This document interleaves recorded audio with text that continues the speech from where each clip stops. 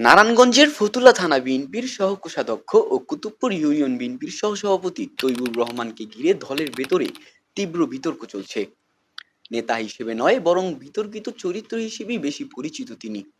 অভিযোগ, বছরের পর বছর সুবিধাবাদী রাজনীতি, ক্ষমতাসীনদের সঙ্গে গোপন আঁতাত এবং দলের মূল আদর্শ থেকে বিচ্যুত আচরণে জড়িয়ে আছেন তিনি। বিএনপির ঘোষিত স্বৈরাচার ও ফ্যাসিবাদ বিরোধী আন্দোলনের সময়ও তৈবুরের আপোষমূলক অবস্থান নেতাকর্মীদের মধ্যে ক্ষোভ সৃষ্টি করছে। অনেকে দাবি করছেন তিনি দলের প্রকৃত কর্মী নন, বরং আওয়ামী লীগ নেতা মোস্তফা কামালের বেয়াই এবং পলাতক গডফাদার শামীম ওসমান শাহনিজাম চক্রের ঘনিষ্ঠ সহযোগী। স্থানীয় রাজনৈতিক মহলের মতে, শামীম ওসমানের সঙ্গে তার সম্পর্ক কেবল ব্যক্তিগত নয়, বরং মাফিয়া ধারার রাজনীতির একটি অংশ।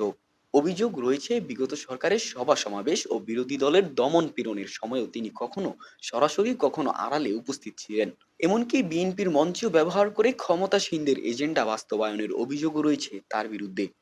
এসব কর্মকাণ্ড স্থানীয় নেতাকর্মীদের চোখে স্পষ্ট বিশ্বাসঘাতকতা।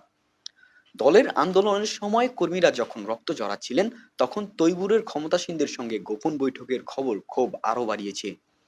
মাঝে মধ্যে সামান্য আর্থিক সহযোগিতা দিয়ে কর্মীদের মন ভোলানোর চেষ্টা করলেও ক্ষোভ প্রশমিত হয়নি। প্রশ্ন উঠেছে, এত সব অভিযোগের পরও জেলা নেতৃত্ব কেন তার বিরুদ্ধে কোনো ব্যবস্থা নিচ্ছে না? উজ্জীবিত বাংলাদেশ, নারায়ণগঞ্জ।